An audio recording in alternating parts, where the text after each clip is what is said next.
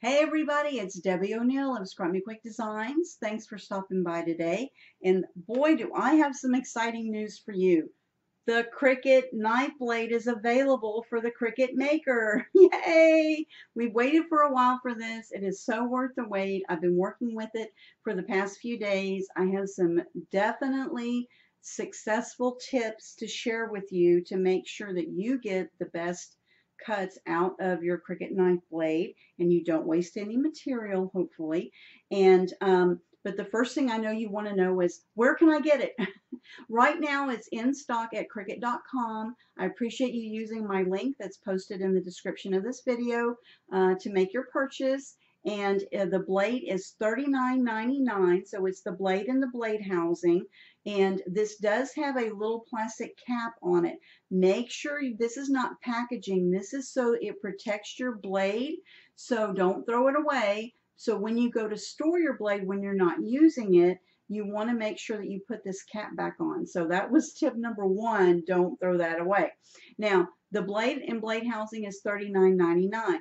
And then you may have to replace your blade. So there is a replacement blade kit that's $16.99, and it has the blade, the replacement blade, a safety cap that helps you remove and install the new blade, instructions for you how to replace your blade. Okay, so you may want to go ahead and grab both the housing and the replacement blade, because you don't want to get in the middle of doing a project and then you don't have a blade. All right, so they're both in stock at Cricut.com right now. Some things you need to know. First of all, the blade housing is only for the Cricut Maker, right? I want to make that very clear. I don't want anybody to be disappointed if you rush out and you buy it for one of the other Cricut machines and find out it doesn't work. The other thing is, it only works with Design Space desktop version. You're not going to be able to use this on your iOS devices. I'm sorry. There's several reasons for that, and as I go through some of the steps, you'll know why that's the case. Cricut also recommends, when you're using it in Design Space, that you have that in its own browser window when you're using it, to make sure that you have the best connectivity between your machine and Design Space, okay, when you're using the knife blade, because the materials that you use with your knife blade are probably going to be some more expensive materials, and so you want to make sure that you don't waste those. Now, speaking of materials, I know you're going to ask me, what can it cut, Debbie? I have created a little cheat sheet here for you guys that'll be posted in the description of the video for you to get this. And I have my success tips for using the knife blade, and at the bottom I have all the materials that it will cut and the different weights of those materials, so you'll know when you go to purchase something that you're buying a weight that you can use with the knife blade. But let's talk about what those are. So the first material you can cut is garment leather. Now, garment leather is a soft, pliable leather, and Cricut actually makes some. It's not their faux leather, it's actual genuine leather. On the back of it, it's rough like a leather would be, but the front of it is smooth, and it is usually a color. So garment leather is very pliable, as you can see here. Now, that's one material you can cut. The other material you can cut would be the tool calf leather. So that leather is that thicker leather that they make like Western belts with and things, and it's gone through a tanning process, and that's what makes it harder and firmer, and so you can cut that with the Cricut knife blade. And then you can also cut balsa wood. I know y'all are excited about that. And you can cut basswood, which is a firmer wood than a balsa wood. And you can cut chipboard, but you can't just cut any chipboard. It needs to be Cricut chipboard. They've come up with a special chipboard. All chipboard is not created equal. Chipboard comes in all kinds of different fibrous compressions, I guess, and you want to make sure you get the cleanest cut in a thick chipboard. And so Cricut has made a compressed chipboard that cuts beautifully with the Cricut knife blade. And so you want to make sure that if you're going to cut chipboard, you can they're only recommended to cut the Cricut chipboard. And it's available, I think it's $9.99 for a pack of it. So I'll post a link for that as well. And then the other material you can cut is mat board. Y'all have been asking about cutting mat board. And you can cut 2 and 4 ply mat board. And you can also cut thicker craft foam, okay? So those are the materials that Cricut Knife Blade and the Cricut Maker can successfully cut right now. There's all different weights of those particular materials, and so those are also listed on the bottom of my cheat sheet here, because I didn't think that was something you were going to remember off the top of your head right now, but you'll have it when you go to purchase those materials. You will need to calibrate your knife blade, just like we had to calibrate our rotary blade and our print and cut. So there is a process in Design Space for you to go through and do your calibration. It's super easy, and you will need to have a blue light grip mat and a piece of copy paper. That's all you're going to need to do your calibration. It's not going to send it to a printer or anything to do the calibration for the knife blade. What it is going to do, though, it is going to make multiple slices, and then it's going to ask you which of those slices looks like it cut one clean line across. That will give you the best results for using your knife blade to make sure that you get that calibration correct, all right? And it's easy to do. The process Design Space walks you through it, not hard to do at all. But you'll see that the knife blade with the new adaptive tool system, it has this gear across the top, and it is going to turn multiple times to be able to make these little individual cuts. Now, why do you want to know that now? You want to know that now because this is not like taking an X-Acto knife and putting it in a piece of material and just pulling it all the way across and it cuts through. The knife blade's going to make multiple little tiny cuts every pass through your image that you're working with, okay? On the bottom of your Cricut machine is that roller bar, and there's those four little white, I think they call them star grips, that we're going to move all the way over to the right hand side of our Cricut machine. That's going to create about a 1-inch block, and so you will need to cut your material down by 1 inch so that it will give that room so it's not dragging those roller bars across your material. The other thing you need to know is that you need to have a strong grip purple mat for your Cricut machine, okay, to be able to cut with your knife blade, because you need something that's going to be super strong to hold your materials. These materials are thicker and heavier than most materials we cut with our Cricut, and you want to make sure they stay in place. To do that, Cricut also recommends you put the front of your material is going to go down against your mat, and so the back side of it will be facing up when it cuts. The other thing, you want to make sure that you have this adhered really well to your mat.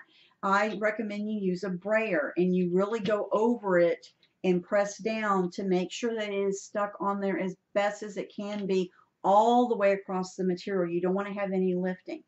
Cricut strongly recommends that you use either some painter's tape or a masking tape and go around the outside edge of your material and tape it to your mat about 1/4 inch all the way around so that it doesn't move. So those are some tips to help you get better adhesion with the mats. So let's talk about the images. So we talked about the materials. Now we need to talk about the images. So when you pick your image, the minimum size that you can cut something, both the interior and exterior, is going to be 3/4 inch. So let's think of it as an O. Let's say you're going to cut out a big O. So the inside of that O needs to be at least 3/4 inch inside, and it needs to be at least 3/4 inch around across the height of it for the outside, okay?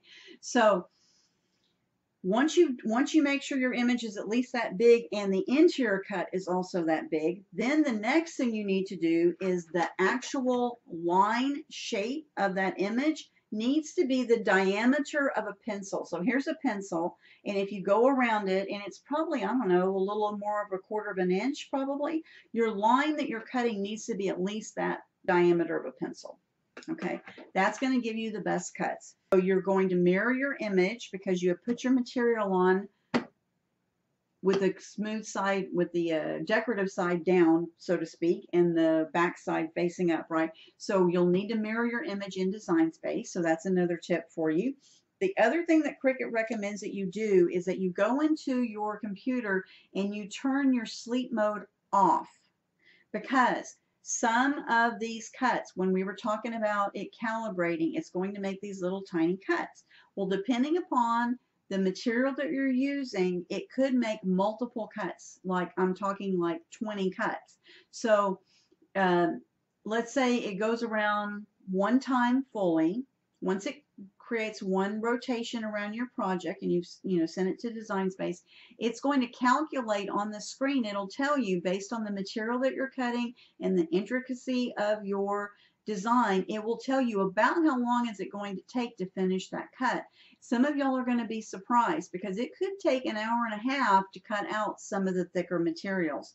So you don't want your computer going to sleep because you haven't touched the keyboard in 30 minutes and then it's not communicating with your Cricut. So as it's making multiple cuts, there can also be multiple amount of debris that comes off of the materials depending upon which materials you picked to work with. So you will need to monitor your cut. So if it told you it was going to be 30 minutes, don't get up and go cook dinner and do a bunch of things and just leave your machine running. You want to make sure that you are at least checking in periodically to make sure that there is no debris being left from your material on the mat in the cuts or it gumming up your knife blade. Okay, now Cricut has a fail-safe in the machine in Design Space where if it's doing that, the blade will detect it and then your Cricut bug head will blink on your machine. Okay, that lets you know, hey, something's going on, you need to check it. So that's important that you have a little bit of patience and you also monitor your project when you're cutting it out using the knife blade. Once it's in that pause mode, you can clean it up. I use a paintbrush, did that to kind of knock some of the debris away. But anyway, so you want to keep that debris clear from your cut lines and from your blade. Once you've made sure that it's cleaned off and it looks good, then you'll be able to hit that little Cricut head again and you'll be able to continue your project. So your project has completely finished cutting out, made all the passes that it calculated it was going to make. Your Design Space screen is going to pop up and it's going to say, does the cut look good to you or do you need to make another pass? So you want to test it at this point. So you're going to leave your mat in your machine and you're just going to pull up one little corner or edge of your material that you cut to make sure that it did cut all the way through. Now the great thing is it will not have been wasted because if it needs one more pass or a couple more passes, you can tell it to go ahead and make another pass.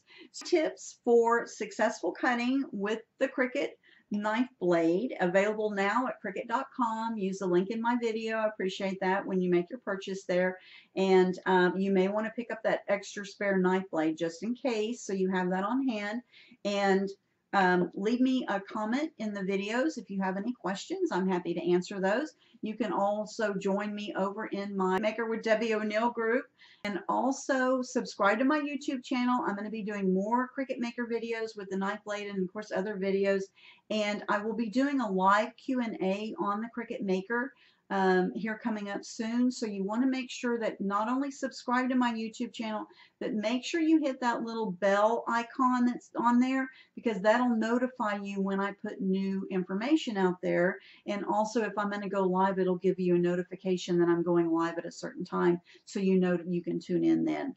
Anyway, I hope you guys have found this helpful, and I am so excited to have the Cricut Knife Blade finally in my hot little hands working on projects, and I can't wait for you to be joining me and working on projects too.